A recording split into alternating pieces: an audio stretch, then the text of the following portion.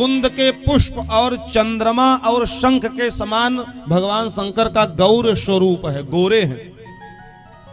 बड़ी लंबी भुजाएं थी और वे मनुष्य के वलकल वस्त्र, मुनियों के जैसे वलकल वस्त्र धारण किए हुए थे और बड़ी प्रसन्नता के साथ में बैठे। पार्वती मैया ने देखा कि भोले बाबा बहुत ही प्रसन्न मुद्रा में दिखाई दे रहे हैं, इसलिए ये समय बड़ा उत्तम है, अच्छा समय है, चल करके अपने प्रश्नों का उत्तर इनसे जान लेते हैं। जो हमारे हृदय में पूर्व से लेकर के भ्रम बना हुआ है, पूर्व जन्म से लेकर के भ्रम बना हुआ है,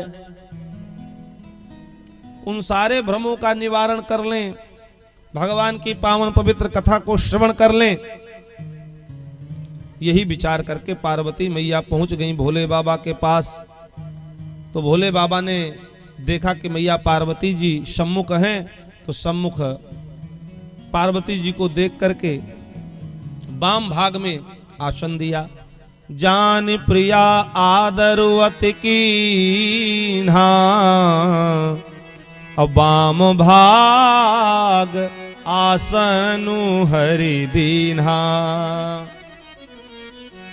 जैसे मैया पार्वती जी भोले बाबा के पास में बैठी, वाम भाग में बैठी, तो पूर्व जन्म की सारी कथा याद आ गई। कौन सी कथा?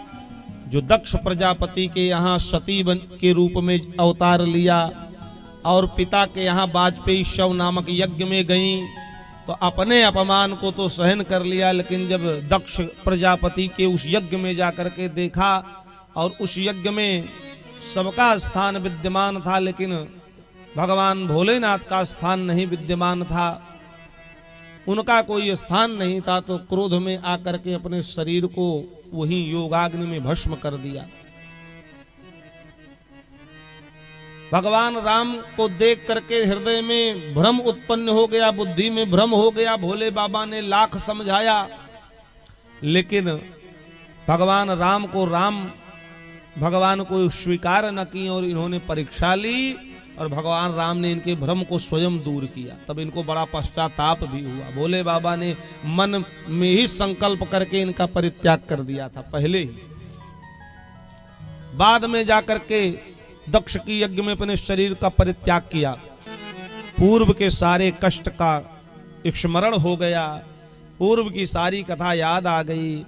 तब उन्होंने हाथ जोड़ करके कहा, हे नाथ, आप सर्वज्ञ हो, सबका कल्याण करते हो, और जिसका घर कल्प वृक्ष के नीचे हो वो भी दरिद्रता से उत्पन्न दुख को क्यों सहन करे?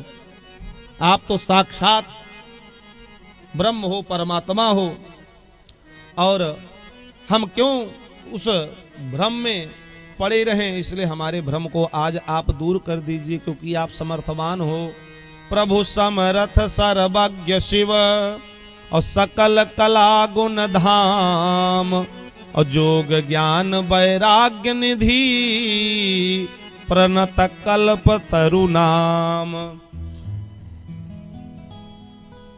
हे प्रभु, जो परमार्थ तत्व के ब्रह्म के जो ज्ञाता और वक्ता मुनि हैं, वे श्री रामचंद्र जी को अनादि ब्रह्म कहते हैं, और शेष, सरस्वती, वेद और पुराण श्री रघुनाथ जी का गुण गाते हैं।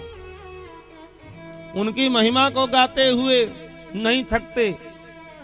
तो जहां देखो वहां भगवान की महिमा का गुणगान होता रहता है। और आप भी दिन रात राम राम रटते रहते हो, राम नाम गाते रहते हो। तो वो राम कौन है जिनका स्मरण सतत निरंतर आप करते हो?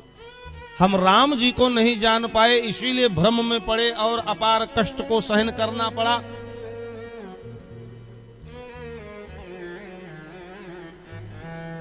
वो राम जी क्या अयोध्या नरेश राजा दशरथ जी के पुत्र राम हैं, वही राम है, या कोई और राम है जो अजन्मा है, निर्गुण है और अगोचर है? वो कोई और राम है। अगर वो राजा के पुत्र हैं तो ब्रह्म कैसे? अगर वो ब्रह्म हुए तो स्त्री के विरह में बन बन क्यों भटके? क्योंकि ब्रह्म इतना तो मूर्ख नहीं हो सकता कि वो स्त्री के विरह में बन बन भटकेगा।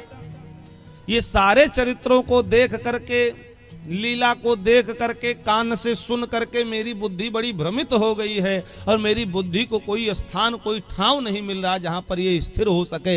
इसलिए हे भगवान, हे महात्मन, हे मेरे पतिदेव, हे महादेव, मेरे इस सारे भ्रम को दूर करके ठीक ठीक भगवान राम के विषय में बताइए को राम कौन है, जिनकी कथा आप अगस्त ऋषि की कुटिया में सुनने के लिए आए, वो राम कौन है। वन में मैंने भगवान राम की प्रभुताई को देख लिया। अत्यंत भयभीत होने के कारण मुझे अपार कष्ट भी हुआ, फिर भी मेरी मलिन बुद्धि में बोध नहीं हुआ, मेरी दूषित बुद्धि में बोध नहीं हुआ और भगवान की परीक्षा लेने का परिणाम, परीक्षा लेने का फल मुझको प्राप्त हो गया। मेरे मन में अभी भी संशय है, शंका है। मेरे उस शंका का समाधान कर दीजिए। यद्यप मैं स्त्री होने के कारण अधिकारिणी नहीं हूं, लेकिन फिर भी हे नाथ, जो गुरु होते हैं, जो संत होते हैं, जो महात्मा होते हैं, गूढ़ो तत्व न साधो दुरावही और आरत अधिकारी जहां पावही। अधिकारी श्रोता मिल जाए, अधिकारी शिष्य मिल जाए,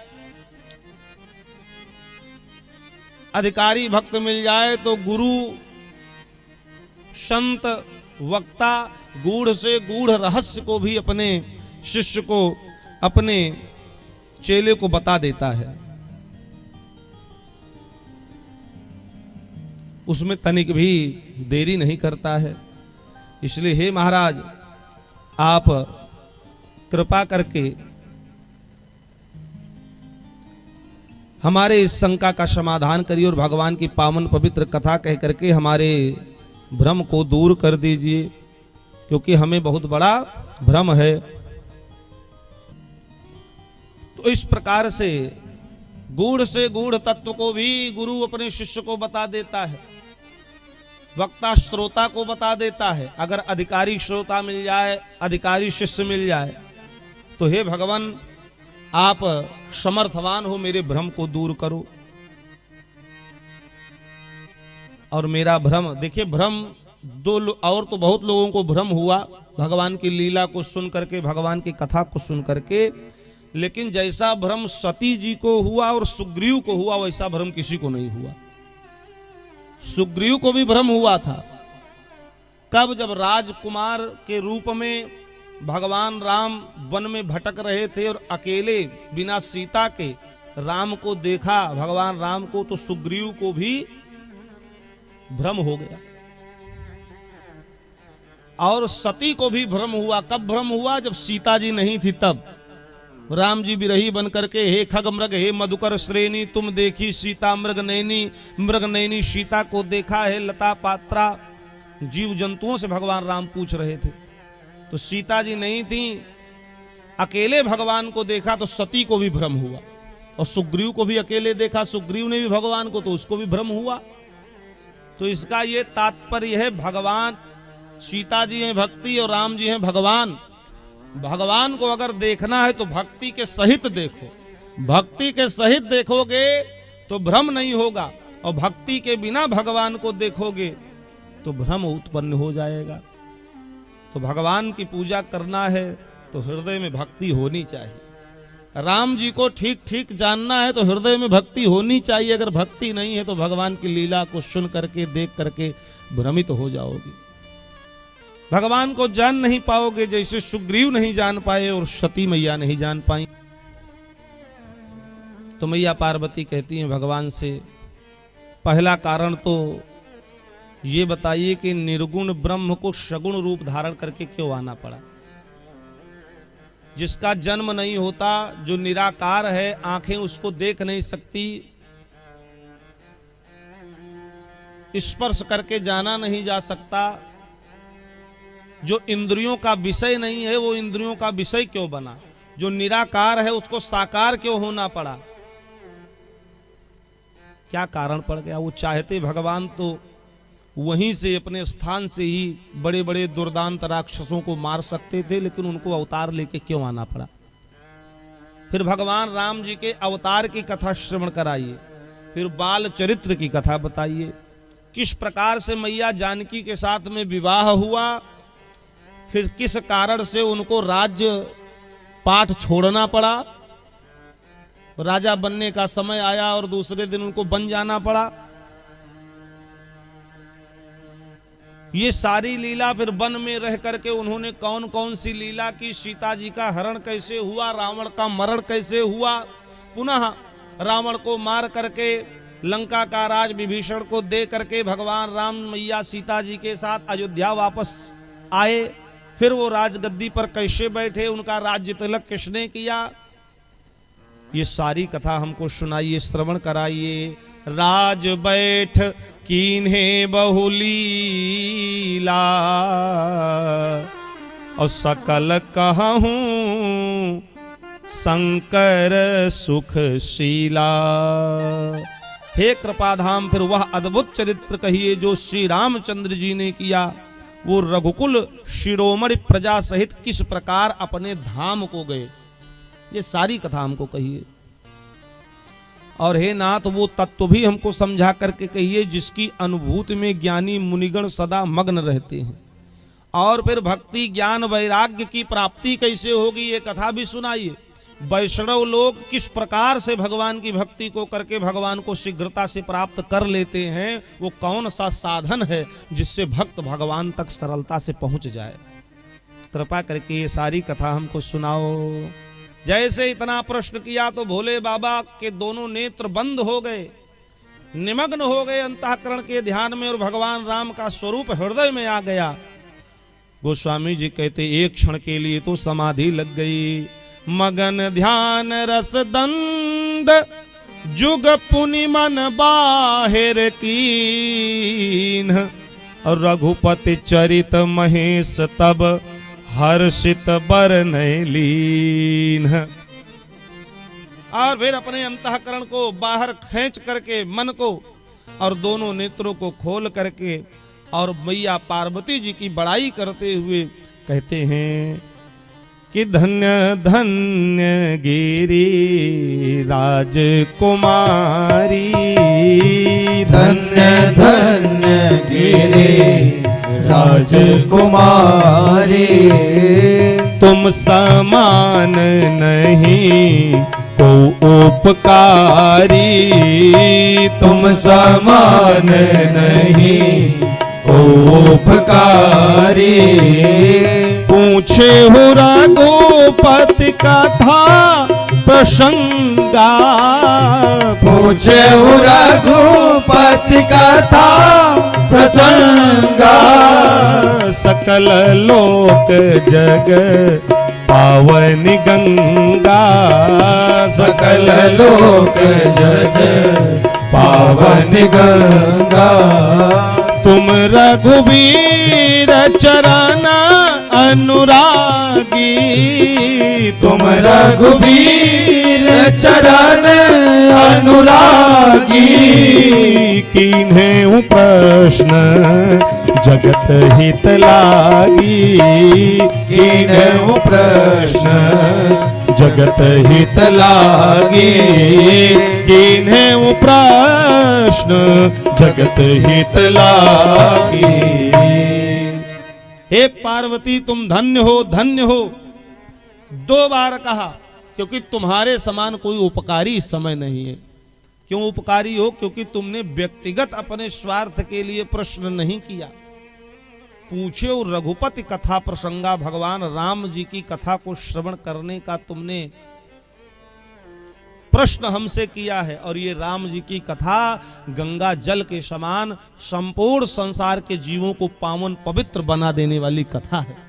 जैसे गंगा में स्नान करके व्यक्ति पवित्र हो जाता है, ऐसे इस कथा रूपी त्रिवेणी में, कथा रूपी गंगा में जो जो गोते लगाते हैं वो भी पावन पवित्र हो जाते हैं।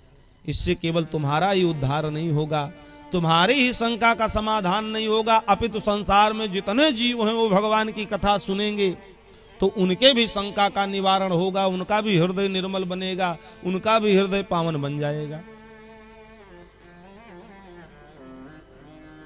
और जिन्होंने भगवान की कथा कानों से नहीं सुनी, हे देवी उनके कान तो सर्प के बिल के समान व्यर्थ हैं। जिन्होंने नेत्रों से संतों का दर्शन नहीं किया, भगवान का दर्शन नहीं किया, उनके नेत्र तो मोर के पंख के ऊपर जैसे नेत्र बने होते हैं। तो नेत्र दिखने में अच्छे होते लेकिन उनके अंदर देखने की शक्ति नहीं होती। ऐसे वो नेत्र भले ही देखने में कितनों अच्छे हों, मृग नयनी जैसे नेत्र हों, लेकिन उन नेत्र की शोभा तभी है जब उन नेत्रों से भगवान का दर्शन किया जाए, उन नेत्रों से संत महापुरुषों का दर्शन किया जाए, उन नेत्रों से अच्छी पुस्तकों का स्वाध्याय किया जाए, उन नेत्रों से अच्छी जगह के अच्छे दृश्य को देखा जाए, तब उन नेत्रों की शोभा होती है। और वो सिर तो कड़वी लौकी के समान होते हैं। पार्वती जो बड़े बुजुर्गों के चरणों में झुकते नहीं, श्रेष्ठों के चरणों में झुकते नहीं, जिनके हृदय में भगवान की भक्ति नहीं आती, वो जीते जी मुर्दे के समान व्यक्ति माना गया है। जो भगवान का भजन नहीं करता, जिसके हृदय में भगवान की भक्ति विद्यमान नहीं होती, और जो जिह्वा से भगवान के नाम का गुणगान नहीं गाता, उसकी जिह्वा तो मेढक की जिह्वा के समान व्यर्थ है। जैसे मेढक बरसात में बोलता है तो उसकी आवाज बड़ी कर्कश लगती है, कठोर लगती है और बड़ी पीड़ादायक आवाज होती है, कष्टप्रद आवाज होती है। उसी प्रकार से जो भगवान का भजन नहीं करता, उसकी जिह्वा भी मेढक की जिह्वा के समान व्यर्थ है। उसकी वाणी में भी बड़ी कठोरता होती है, उसकी वाणी में भी बड़ा कठोरपन होता है, विष भरी वाणी बोलता है वो। और उसका हृदय तो पत्थर के समान कठोर है। जिसके हृदय में भगवान की भक्ति नहीं है और जिसका हृदय भगवान की कथा को सुन करके हर्षित नहीं होता, पुलकित नहीं होता, वो हृदय नहीं, वो पत्थर है जिसमें स्वदेश का प्यार नहीं। तो इस प्रकार से भोले बाबा कहते हैं पार्वती मैया से,